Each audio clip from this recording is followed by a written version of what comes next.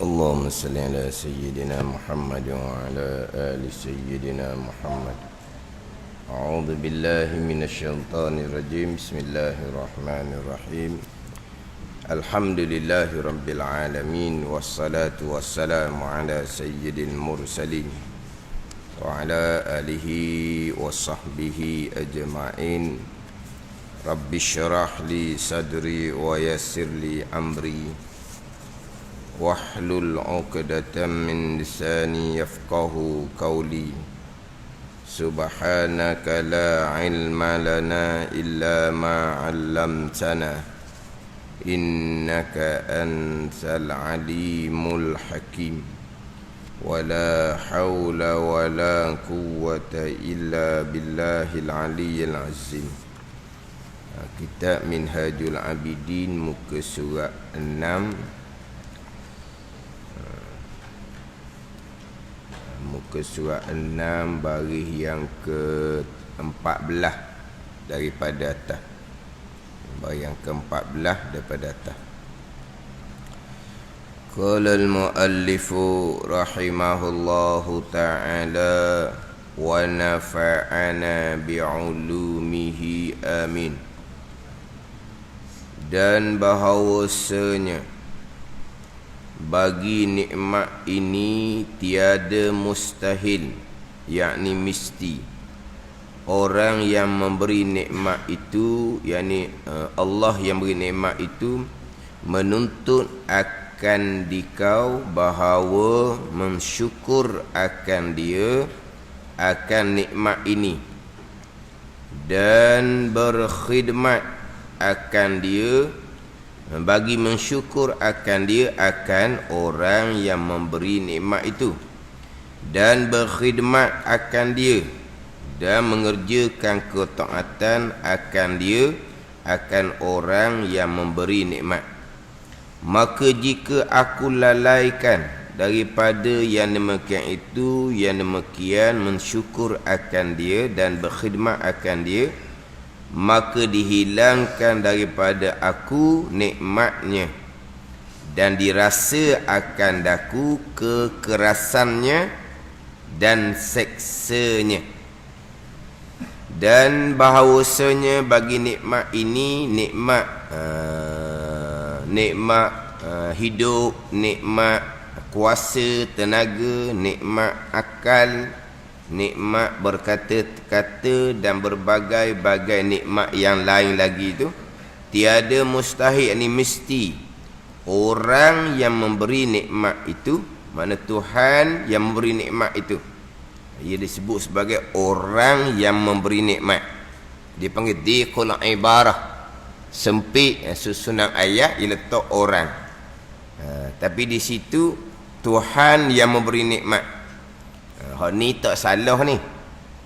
Orang yang memberi nikmat, Allah Ta'ala disebut sebagai orang.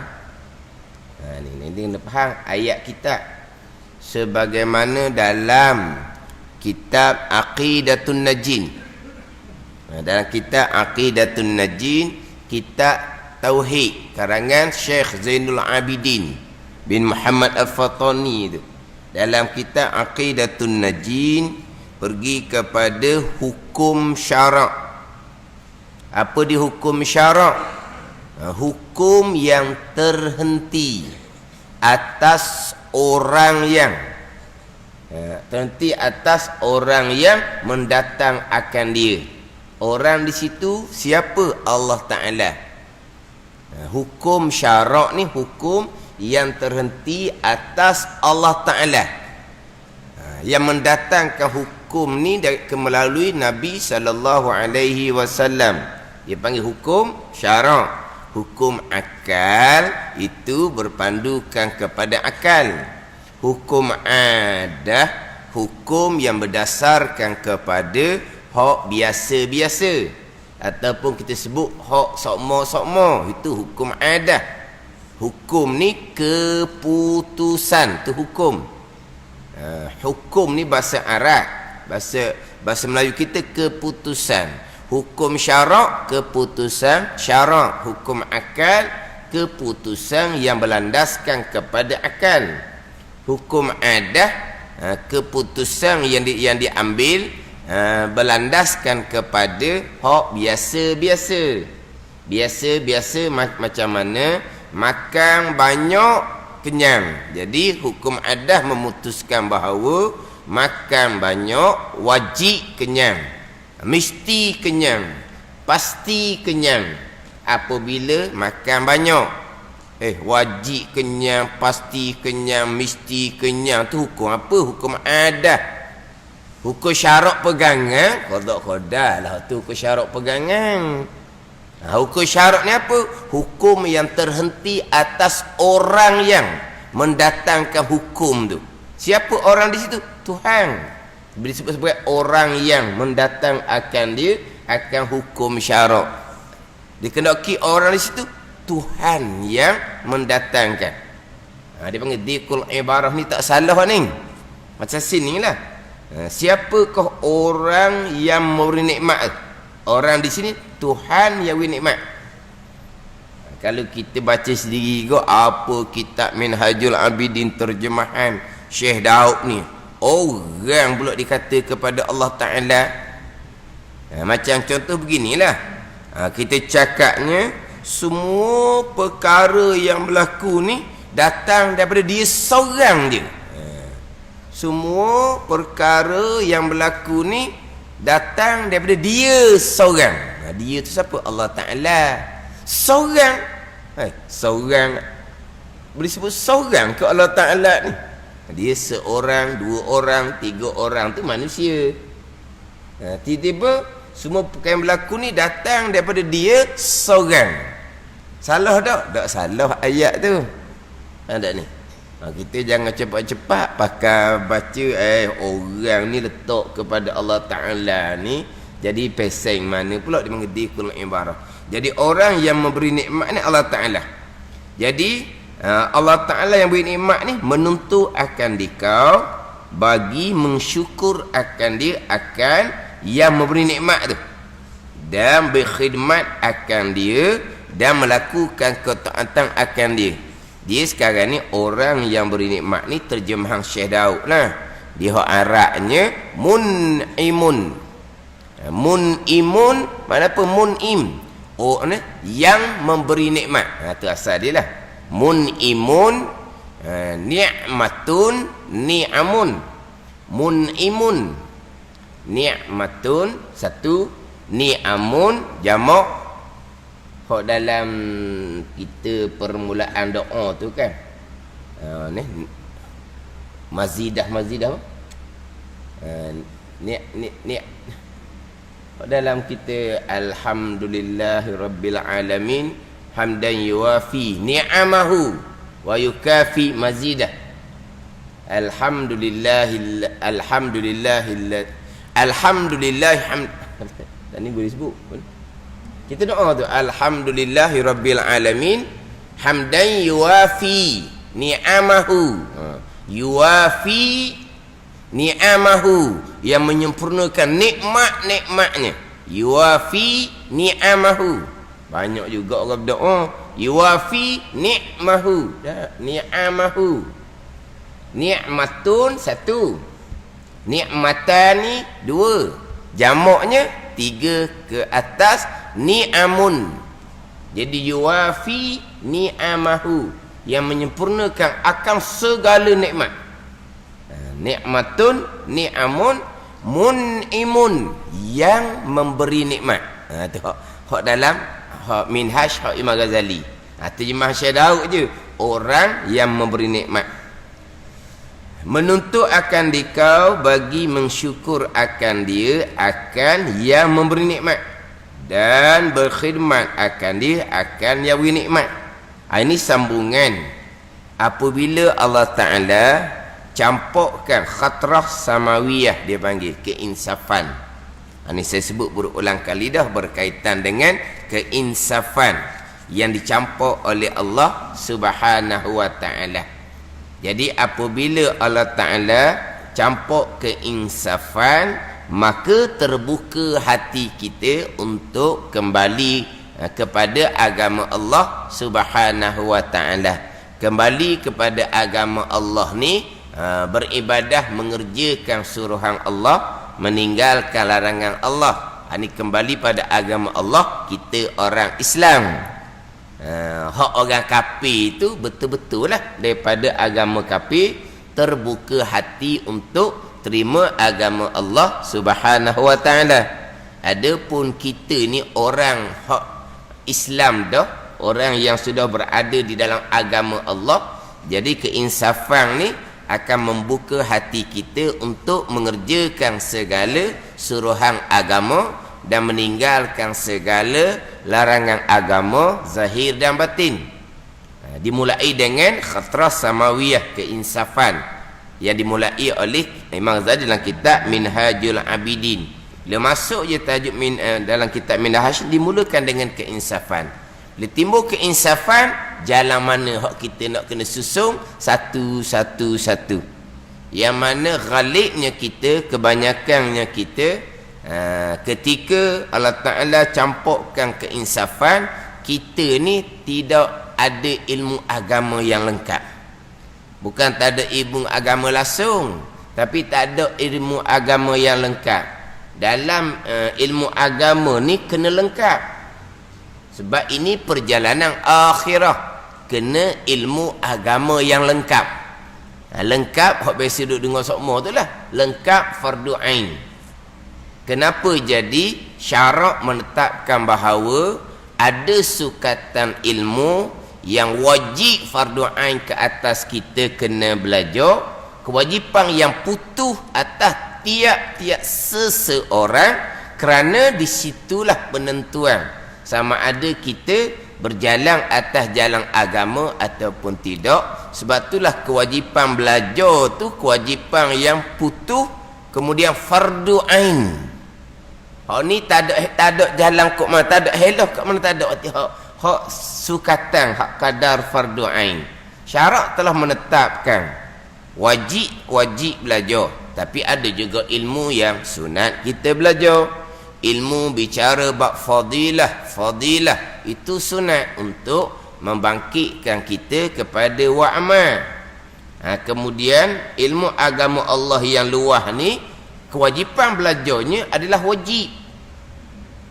Wajib ni sebahagian sahaja, hak wajib syarak letak fardu ain. Hak sebahagian besar laginya syarak letak wajib fardu kifayah. Tapi hak fardu ain ni tak ada ke mana-mana dah ni.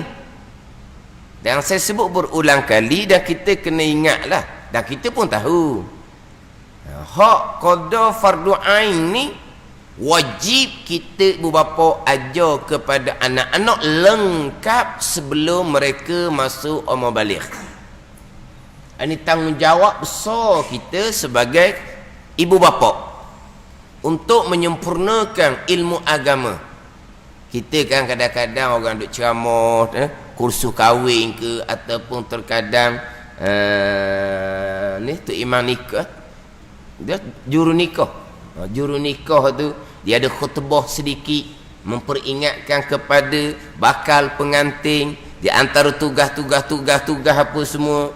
Di antaranya dah kita pun maklum bahawa kita ibu bapa kena menyempurnakan, kena melengkapkan ilmu agama kepada anak kita sebelum anak kita melangkah umur dewasa, sebelum anak kita balik. Kita kena ilmu agama yang lengkap. Ilmu agama Allah ni Nabi sampaikan 23 tahun. Nak lengkap habis tu fardu kifayah. Hak lengkap mana yang disebut, yang diperingatkan, dan memang kita maklum lengkap fardu ain, lengkap itu wajib. Tak ada dah kot jalan lain, tak ada dah tu. Sebelum anak kita masuk umur baligh. Ada ni. Anak kita masuk umur baligh hanya beribadah, berkhidmah kepada Allah Subhanahu wa taala zahir dan batin. Maknanya kalau anak kita itu masuk umur dewasa baligh, nak fokus kepada ilmu dunia setinggi-tinggi mana pun, jalanlah. Sebab apa? Sebab ilmu agama telah dilengkapkan oleh ibu bapa sebelum masuk umur baligh. Tapi malangnya terkadang kita ibu bapa tak kenal pun manakah ilmu agama yang lengkap, mana ilmu agama yang lengkap. Terkadang kita ibu bapa ni khatam Quran daripada sekolah rendah lagi, alhamdulillah lega dah sebab dapat beri ilmu agama yang secukupnya. Maknanya kita tak kenal ilmu agama yang lengkap, yang mana terkadang kita pun tidak ada. Kenapa? Kerana ibu bapa kita terdahulu pun tak ajar kepada kita. Bila kita masuk mabaligh dah pun kita tidak memulai belajar menjadi kewajipan tu atas batang tekuk kita sendiri dah bila kita baligh. Kemudian kita boleh anak kita pun bawa ni permulaan jalan agama, ilmu tak tepat dah. Di permulaan tu al-ilmu Nabi kata imamul amal wal amalu tabi'uh, akan dibicara dalam kitab minhaj kita ni di Aqabah ilmu. Al-ilmu imamul amali, ilmu ni imam kepada amalan. Amalan ni makmum, imamnya pun ilmu. Tapi kalau di imam tu salah dah, di imam tu salah dah, di amal macam mana? Amal menjadi makmum. Al-ilmu imamul amali wal amalu tabi'uh. Nabi bersabdanya ilmu menjadi imam pendahuluan kepada amalan, dan bermula amal ibadah ialah mengikut ilmu. Amal ibadah ialah mengikut ilmu. Wal amalu mubtada tabi'un khabar. Mubtada khabar ni benda yang sama. Apa makna benda yang sama? Beribadah ialah mengikut ilmu. Mengikut ilmu itulah dipanggil beribadah. Tanpa ilmu tidak panggil ibadah, walaupun tunggang-tunggik zahir macam rupa ibadah, tak panggil ibadah. Sebab Nabi kata dah, wal amalu tabi'un. Bermula amal ibadah ialah mengikut ilmu. Jadi mengikut ilmu itulah dinamakan amal ibadah. Wal amalu mubtada tabi'un khabar. Dia mubtada khabar ni benda yang sama. Ain tula dia panggil. Ni contohlah contoh. Contohnya ini Zaid ialah anak kepada Umar. Anak kepada Umar ialah Zaid. Jadi Zaid ialah anak Umar. Zaid dengan anak Umar ni orang yang sama. Umar tu barulah orang lain, itu ayah kepada Zaid. Zaid ialah anak kepada Zaid ialah anak ayah ni sebut ni musim jadi. Zaid ialah anak kepada Umar. Zaid dengan anak Umar ni satu orang yang sama. Umar bawa lagi pada ayah. Apa? Sebab di Zaid mubtada ialah anak Umar ni khabar. Dia sama je. Pada ni mubtada khabar. Tu kaedah dia. Jadi bermula amal ibadah ialah mengikut ilmu. Tapi Nabi mulai dengan al-ilmu imamul amali. Ilmu menjadi imam kepada amalan. Dan amalan ialah mengikut ilmu. Innahu yulham su'ada wa yuhmul ashqiya. Tapi Nabi sambung pula, ilmu ni akan dikurniakan kepada sesiapa yang Allah takdirkan pada azal orang yang bahagia ahli syurga, dan ilmu ni akan disekat, dihalang daripada sesiapa yang Allah Ta'ala takdirkan pada azal orang yang celaka, iaitu ahli neraka. Gitu je.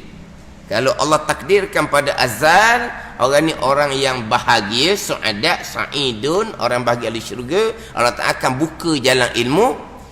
Tapi kalau seseorang ni Allah SWT takdirkan pada azal dia adalah orang yang celaka, ahli neraka, maka Allah Ta'ala akan halang ilmu dia daripada orang yang Tuhan takdirkan pada azal orang yang celaka.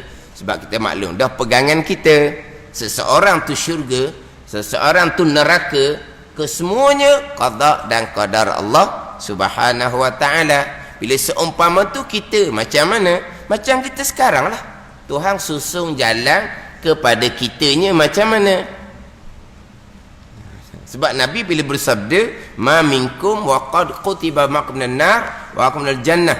Tidak ada di kalangan kamu melainkan telah ditetapkan tempat kembali sama ada syurga ataupun neraka. Tuhan tetap dah. Syurga Tuhan tetap dah, neraka Tuhan tetap dah. Sebab tu rukun iman yang keenam. Tu tak lari dah, tu rukun iman yang keenam. Sekalian perkara baik jahat berlaku di dunia, berlaku di akhirah, Kesemuanya qada dan qadar Allah Subhanahu wa taala. Sebab itulah qada dan qadar Allah tidak ada penghujung. Sebab perkara yang diqadakan oleh Allah di hari akhirah, di syurga sama, di neraka sama, tidak ada penghujung. Maka qada Allah pun tidak ada penghujung. Sampai masa di akhirah, di syurga dan neraka, semuanya adalah qadar perbuatan Allah yang bersifat dengan kudrah. Berarti perbuatan Allah pun tidak ada penghujung. Qada Allah, iradah pun tidak ada penghujung. Sebab apa yang akan berlaku di hari akhirah, semuanya qada dan qadar Allah. Jadi Nabi kata tidak ada kalau kamu melainkan telah ditetapkan tempat kembali, sama ada syurga ataupun neraka. Maka sahabat pun bertanyalah, afala nattakilu ala kitabina, adakah kami ni nak apa? Nak gantung atas ketetapan kami? Nabi SAW pun bersabda, i'malu fakullun muyassarun lima khuliqallah. Beramallah kamu dan tiap-tiap daripada kamu akan dipermudahkan bagi tempat yang dijadikan baginya. Kalau Tuhan jadikan tempatnya neraka, mudah ke pada jalan neraka? Di antaranya Allah Ta'ala akan halang dia daripada ilmu. Dan kalau seseorang tu ketetapan azalnya ahli syurga, Allah Ta'ala akan mudah ke pada amalan ahli syurga. Di antaranya Allah Ta'ala akan kurniakan ilmu. Lepas tu hadis tu panjang lah.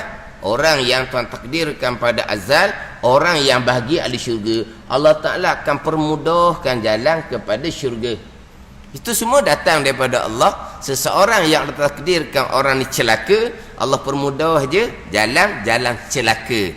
Mana semuanya datang daripada Allah Subhanahu wa taala, baik ataupun jahat. Jadi dia berkata buat amal macam biasa. Macam kita sekarang, Tuhan susun jalan macam mana? Jalannya macam mana? Jalan yang sebenar ataupun jalan hak bukan jalan ilmu, contoh tidak ada. Sebab jalan agama ilmu, itu permulaan. Jadi jalan agama ilmu, terutama sekali ilmu akidah. Bayangkan kalau kita sembahyang tak pernah tinggal, kita puasa Ramadan tak pernah tinggal, tiba-tiba kita berpegang dengan akidah yang sesat. Inilah secelaka-celaka manusia. Secelaka-celaka manusia tidak ada. Orang yang paling celaka adalah orang yang berpegang dengan akidah yang terpesong. Zahirnya sembahyang tak tinggal, puasa tak tinggal, pergi Mekah dah kitanya, ayah haji mak haji kitanya, tiba-tiba berpegang dengan akidah yang terpesong. Itu bahagian masing-masing. Tapi maknanya permulaan pembicaraan adalah ilmu. Jadi apabila timbul keinsafan, ghalibnya kita tidak ada ilmu. Jadi panduan besarnya dalam kitab Minhajul Abidin. Bila Allah Ta'ala campurkan keinsafan, yang pertama-tamanya yang kita duk fikir adalah bagai-bagai nikmat yang Allah Ta'ala kurniakan kepada kita. Bagai-bagai nikmat. Kemudian Allah Ta'ala lepaskan kita daripada bagai-bagai mudarat dan kebinasaan dalam kehidupan kita. Ini hak kita fikir mula-mula di hati kita apabila timbul keinsafan.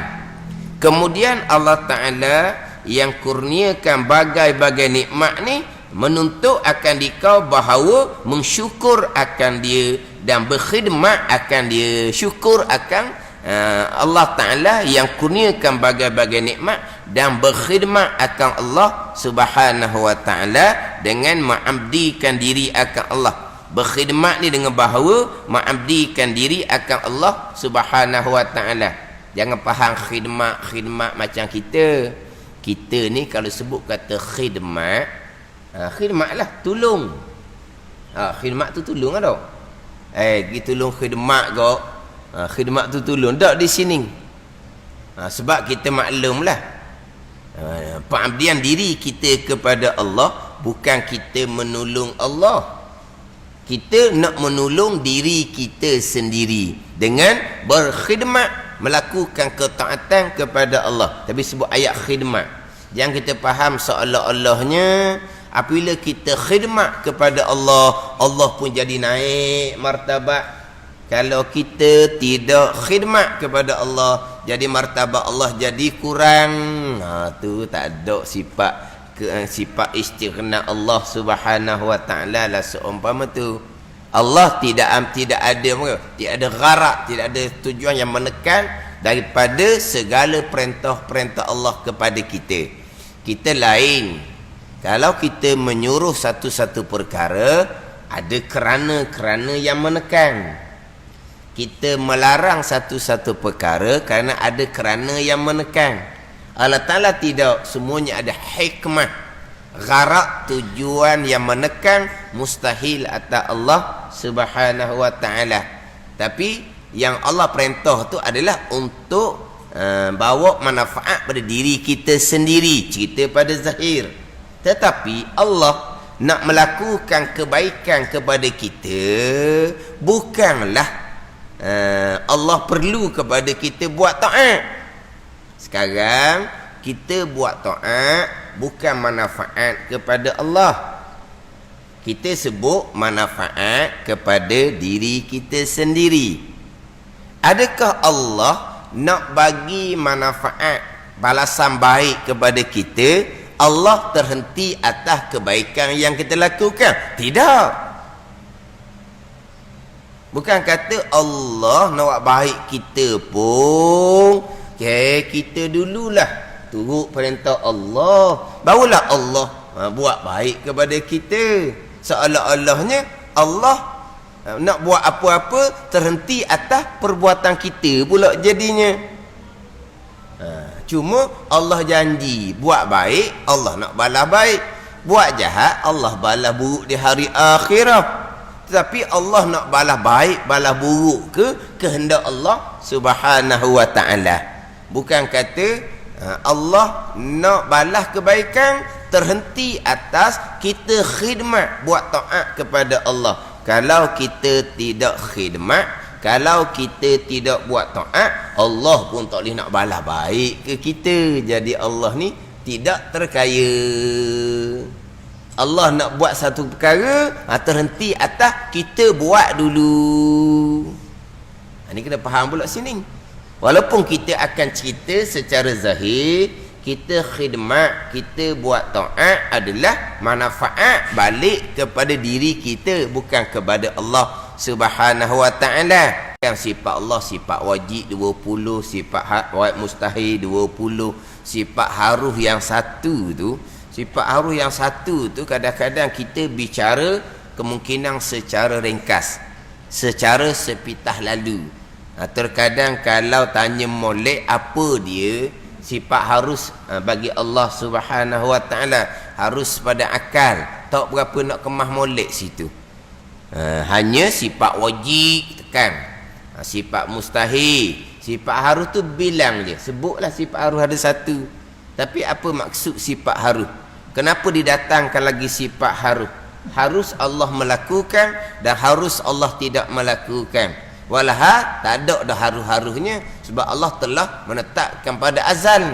Tak ada dah harus Allah melaku, harus Allah tidak melaku. Allah melakukan akan perkara yang Allah Ta'ala qadakkan pada azal. Kenapa jadi haruh-haruh lagi ni? Nak ceritanya terkaya Allah. Allah nak melaku ke, Allah tak mahu melaku ke, hak dia belaka. Maka diperjelaskan lagi, hak haruh ni harus Allah menyeksa seseorang yang beriman dan beramal soleh. Harus Allah beri syurga kepada orang kufur dan derhaka kepada Allah. Kita sekali dengar pening lalu dari situnya. Harus Allah menyeksa orang yang beriman dan beramal soleh, dan harus Allah membalas syurga kepada orang yang kufur dan derhaka kepada Allah Subhanahu wa ta'ala. Harus kat mana pula? Tuhan janji dah kan, orang beriman dan beramal soleh balasannya syurga yang mengalir di bawahnya sungai-sungai. Tu bicara bab lain. Kita bicara bab Allah Ta'ala yang bersifat dengan istighna, hak dia belaka. Nak ubuh ke mana pun kepada dia lah. Bukan maknanya Allah nak balas syurga terhenti atas iman dan taat. Bukan maknanya Allah nak ubuh neraka terhenti atas kufur dan maksiat. Tapi Allah balas syurga ke, balas neraka ke, hak dia dah tentu pada azal. Tu tilik pada hak qada azali tu, barulah kita balik semula kepada janjian Al-Quranul Karim. Ni cerita hanya cerita apa yang berlaku, hak dia belaka. Tapi apa yang Allah Ta'ala akan lakukan kepada orang yang beriman dan beramal soleh di hari akhirat. Tengok Quran beritahu macam mana. Tilik situ, itulah yang akan dilakukan oleh Allah Subhanahu Wa Ta'ala. Tapi dari segi hak Allah Ta'ala, Allah nak buat macam mana pun, hak dia, pemilikan dia. Sebab seseorang beriman ataupun beriman serta beramal soleh ataupun kufur serta maksiat, itu hak dia belaka. Jadi segi kekuasaan Allah, kufur seseorang datang dari qada dan qadar Allah, maksiat seseorang datang dari qada dan qadar Allah. Kalau Allah nak bersyurga, siapa nak halang? Siapa nak halang? Sebab kufur seseorang qada qadar, maksiat seseorang qada qadar. Hak Allah Ta'ala belaka. Allah pun nak bubuh ke syurga, apa masalahnya? Hak dia. Tapi Allah Ta'ala nyatakan dalam Al-Qurannya macam mana, balasan orang berimannya macam mana, balasan kufurnya macam mana, Tuhan akan perlakukan sebagaimana yang Allah Ta'ala nyatakan di dalam ayat Al-Quran. Gitu je lah. Maknanya orang beriman dan beramal soleh, Allah akan balas syurga. Allah terikat ke? Dah dia ayat dah gitu. Orang yang kafir ni Allah akan balas neraka. Sebab apa? Allah ayat dah gitu. Gitu je. Sebalik Allah boleh lakukan dah. Hak dia. Apa masalah? Siapa yang nak tanya Allah Ta'ala? Siapa yang nak tanya Allah Subhanahu Wa Ta'ala? Hak dia. Ada ni. Ni kena faham. Ni hak sifat-sifat susunan hak ulama susung tu. Bukan ngapa 20 sifat wajib, 20 sifat mustahil, 1 sifat harus. Kadang-kadang terawang-awang ni, pegangan ni kena faham molek. Tapi kalau orang disalah faham, kalau gitu kok tasawuf taat. Dan sekarang ni berlaku pada kita tu apa dia? Beriman dan beramal soleh. Mudah-mudahan sampai ke mati, apa yang Allah akan lakukan, Quran royak macam mana, itulah yang Allah Ta'ala akan lakukan. Allah boleh tak nak melakukan perkara lain, hak dia boleh. Tapi Allah melakukan macam hak dia beritahu. Innallaha la yukhliful mi'ad. Allah Ta'ala tidak memungkiri janji. Allah kata gitu, Allah buat gitu. Gitu je. Allah ni kata gitu, Allah buat gitu. Hak Allah Ta'ala sebut dalam Quran macam mana. Tapi kalau kira kepada kekuasaan Allah, kok mana pun Allah buat je lah hak dia. Jadi maknanya untuk jadikan kebaikan pada seseorang ni, Allah tidak terhenti atas iman dan ta'ah kita. Walaupun kita kata iman ta'ah ni untuk manfaat kita, sebut pada zahir je.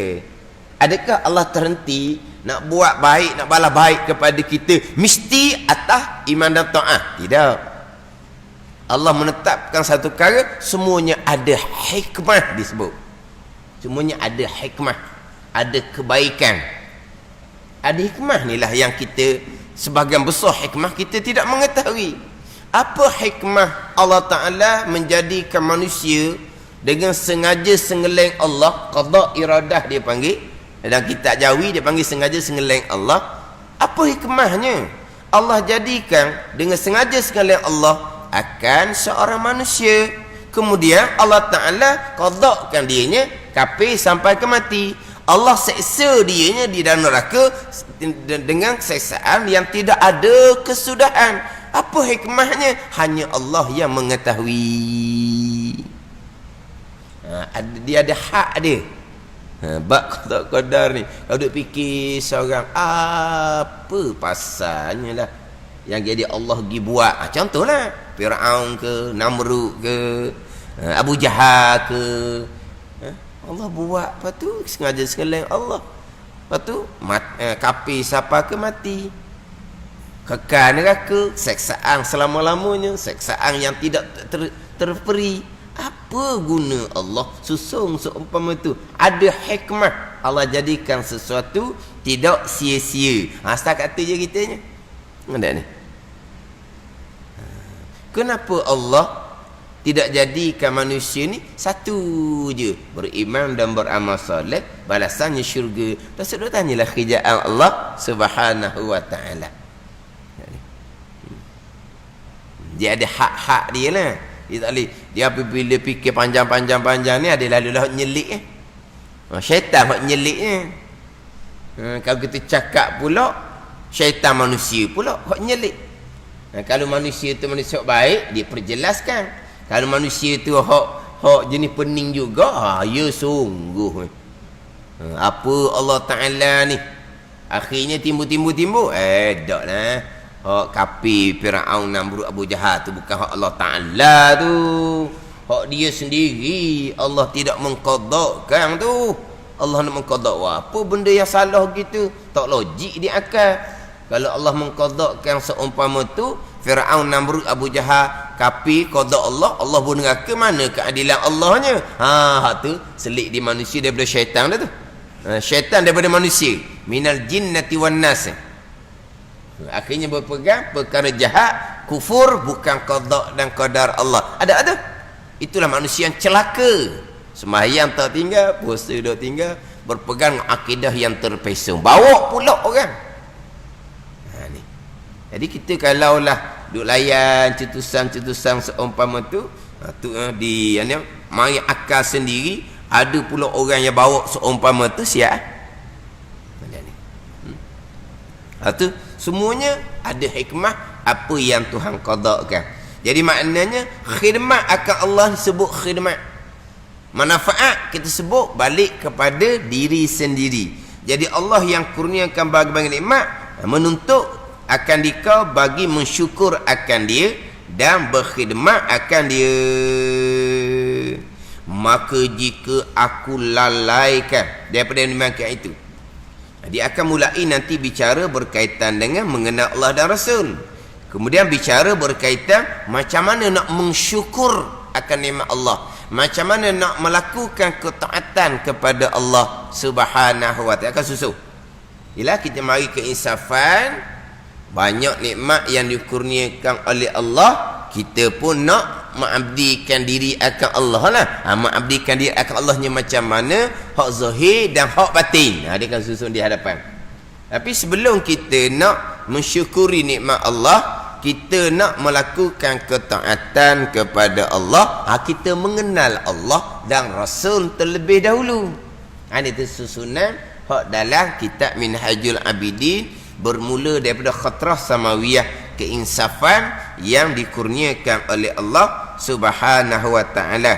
Maka jika aku lalaikan daripada makan itu, demikian mensyukurkan akan Allah dan berkhidmat melakukan ketaatan kepada Allah, maka dihilangkan daripada aku nikmatnya. Dihilangkan nikmat ni sama ada Tuhan tarik nikmat betul benar, ataupun dihilangkan nikmat ni Tuhan tarik keberkatan nikmat tu sendiri dan dirasakan akan dia. Dirasakan akan daku. Tu salah cetakan tu. Dan dirasakan akan daku kekerasannya. Dan dirasakan akan daku, bukan dirasakan akan dia. Dirasa tu pula ejaan dia ra alif sin. Kalau kita tengok ras tau. Kita rasa ra alif sin alif ada. Kita dirasa. Ni ra alif sin. Dirasa, diberi rasa lah kita kata. Dan dirasa akan daku. Ni kita duduk mari di hati kita ni. Dirasa akan daku kekerasan Tuhan yang beri nikmat, dan seksa daripada Tuhan yang beri nikmat. Nikmat bagai-bagai, syukurnya tidak, taatnya tidak. Mati dalam seumpama tu akan dirasakan akan kekerasan, kekuasaan, seksa Allah Subhanahu wa taala. Sebab apa? Seksa kesemuanya datang daripada Allah Subhanahu wa taala. Di alam barzah tu, seksaan tu datang daripada contohnya pukulan daripada malaikat muka nakir. Datang seksaan daripada kala jengking di alam barzah. Itu zahir je. Sama ada muka nakir ke, kala jengking ke, makhluk tak ada bekas. Yang dirasakan akan seksa tu, seksa daripada Allah Subhanahu wa taala. Dia di hari akhirah, seksaan apa? Neraka. Seksaan daripada Allah, neraka. Pegangan kita tetap dah, makhluk tak ada bekas sama sekali. Seksaan barzah ke, seksaan mahsyar ke, seksaan di hari akhirah, neraka ke, itu seksaan daripada Allah Subhanahu wa taala.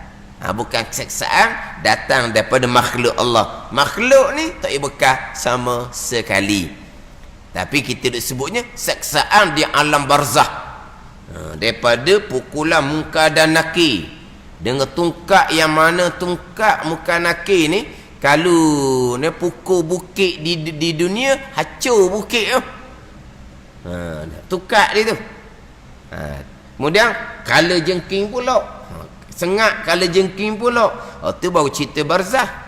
Seksaan daripada Allah Subhanahu wa taala, dirasakan seksaan Allah apabila aku tidak mensyukuri, tidak taat akan Allah Subhanahu wa taala.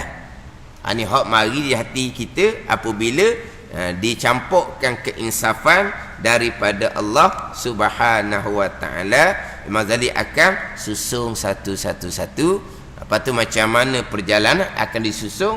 Permulaan dalam kitab Minhaj ni secara ringkas, ilmunya taubah secara ringkas, selesai 7 peringkat dalam kitab Minhaj secara ringkas, barulah didatangkan satu-satu peringkat itu secara detail. Akabah yang pertama ilmu secara detail, akabah yang kedua taubah secara detail. Ni dalam kitab Minhaj. Tapi sebelum masuk cara detail tu, terlebih dahulu Imam Ghazali akan datangkan secara ringkas. Tapi permulaan bicara ilmu ni mari daripada qatrah samawiyah, keinsafan daripada Allah Subhanahu wa taala. Dan senyanya telah membangkitkan akan daku Allah oleh Allah, pesuruh yakni akan rasul, akan pesuruh akan utusan Allah, yang dikuatkan akan dia akan pesuruh dengan mukjizat yang kharik.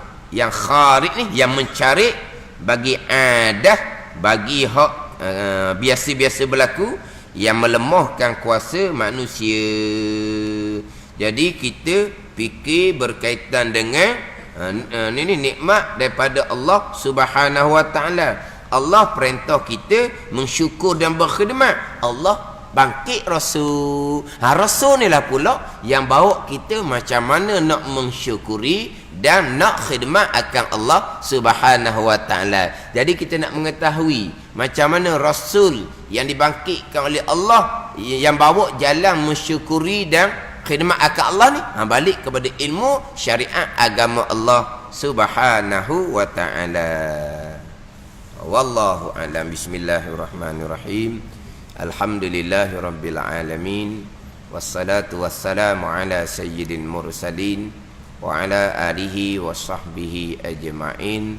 Allahumma ftah alaina futuhal arifin. Allahumma allimna ilma akdamin wa fahimna famas sabiqin warzuqna ruqat talibin. Allahumma zidna ilma wa alhiqna bis salihin. Wa sallallahu ala sayyidina Muhammadin wa ala alihi wa sahbihi wa sallam. Walhamdulillahi rabbil alamin.